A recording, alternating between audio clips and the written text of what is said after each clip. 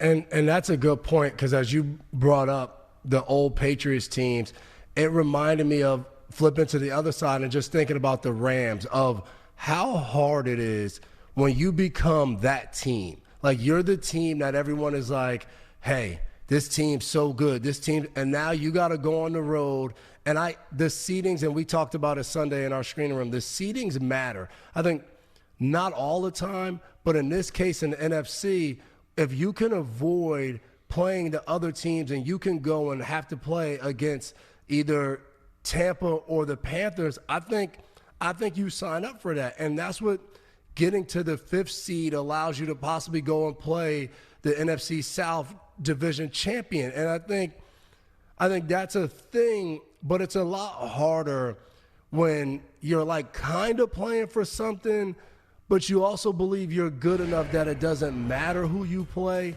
And the Rams found themselves in like that weird situation where, hey, if we get the 5 seed, we go and play the winner of the NFC South, but if not, we're still in the playoffs. We still feel good. Like, we don't really have a problem going to play anybody. So now you get this game where this other team is zeroed in. Like, you're the big dogs, and the players want to end their season on the right foot. So what better way to beat you playing at home while you're traveling from the West Coast? And it just reminds you how hard, when you look at the Kansas City Chiefs, when you look at the Patriots, when you look at those runs over all those years, it's hard to do when the team you were playing, their season is defined by beating you. And that was the case last night. When you watch the Rams, like, there's no way, even Atlanta, even how talented they are, that we should have been sitting there and was like, man, it's 21-0. Like, this game is 21-0, the way these two teams have played all year. The talent that's on the other side for the Rams, they can't muster up a point. They can't get a stop. They can't get a good drive together without penalties or a turnover. It was just a reminder how hard it is to win in the NFL consistently. Well, and after the Rams lost that overtime thriller to the Seahawks, Week 16, the Thursday night game, Matthew Stafford, and I think part of this is just adjusting to your changed reality. You're the team that everyone thinks is going to be the number 1 seed. All of a sudden, that's in jeopardy, and now that's off the table for the Rams. You have to say, hey, we don't care about home field. We'll play wherever we have to play. And frankly, I mean, they really don't have a home field advantage in L.A. All that means is the fans of the other team come take over the stadium. They have to use the silent count. So, I mean, this isn't exactly, a deafening environment where the sound alone is enough to help you get a victory. But when you accept that attitude, it's an interesting question, Devin, because, yeah, you want to be confident and you want to have that attitude. We'll play anytime, any place, anywhere, anyone. Yeah, sure, okay, fine. But you'd still rather play the NFC South champion than the Eagles in Philly to start the postseason.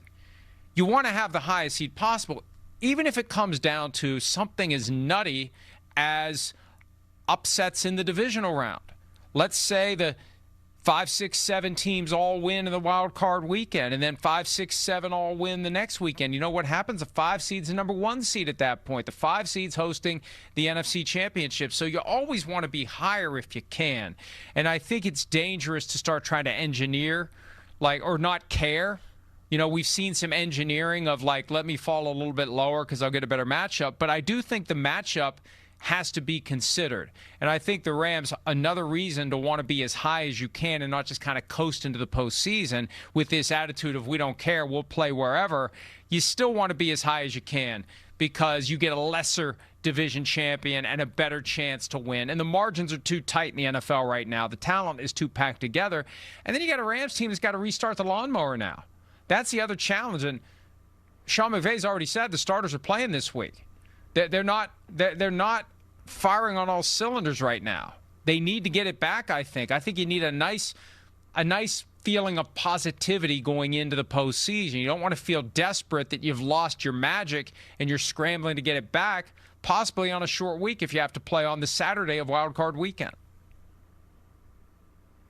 Yeah, I always think that's the toughest decision, but I agree. I think it's more important that your football team be playing its best football, because even as you talk about seeding, and I remember every year sitting in the meeting room, and back when the first 2 seeds got the bye week, we ended up with a bye week, almost every year that I was in New England.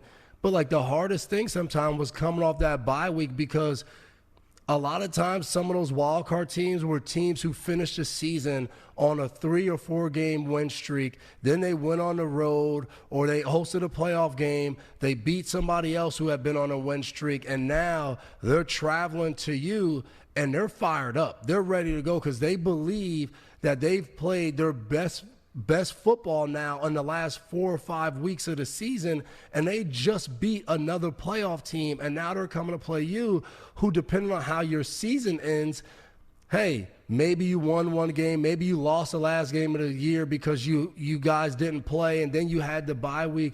So I think it's always a tough situation. So I think it's better off, hey, we lost last week. The worst thing we can do is basically give ourselves a bye week by resting our guys. So, hey, they didn't play that well the week before, then we rested them, and now we walk in, go on the road against another playoff team that maybe like the Eagles, who have won the last, at this time, maybe 3, 4, 5 games now, and they're playing hot and they feel good about themselves, and now you walk into that. No, I think you definitely want to be walking in saying, hey, we had some issues, we fixed them, we feel great going into this matchup. And I think for the Rams, I think it'll be good for them. If they can reset, you go play the Cardinals this week, you treat it like a playoff game, right? If we win and you end up earning that 5 seed, now you can talk that way to your guys the whole week. This is a playoff game. We go win this game. And I remember Belichick saying that to us one time, well, all we got to do is we win out. We win these next 2 games. The rest will handle itself. I'm telling you, I think it was Houston at the time who was ahead of us. Houston will blow it. This team will blow it. We'll be in the 2 seed. We'll get the bye week. We'll come back, play a home game. And then if we have to travel and go on the road for the AFC Championship in 2018 as a 2 seed, then we'll go do that. And sure enough, we go win. Somebody else loses. We end up getting a divisional round. We win that game, and then we go to Kansas City. And then all of a sudden, your players are like, man, he was right. Now we're rolling. And I think the Rams are good enough that mentality, that switch that they can turn on, because if they go win on the road in a divisional and they beat a team, they're going to be hot thinking, hey, like, we've been the best team all year. Now we're actually playing to it when we need it. And I think this team can probably, you get that mentality, they can be in the Super Bowl easily because a lot of people picked them a month ago. So they just have to get that going. And I think the way to do that is playing this week.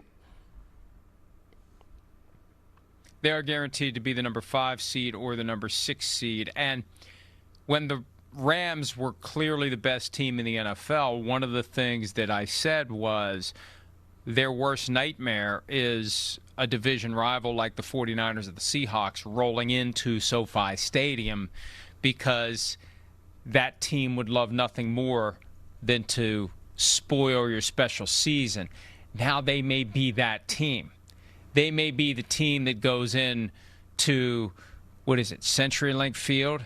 They changed the name of it like 4 times. They go into Seattle. They may go into Seattle and have a chance to end the special season, the great run of the Seahawks, or go to Santa Clara and interrupt the ability of the 49ers to just check a box, play the Super Bowl at home. So that vibe has been turned on its head.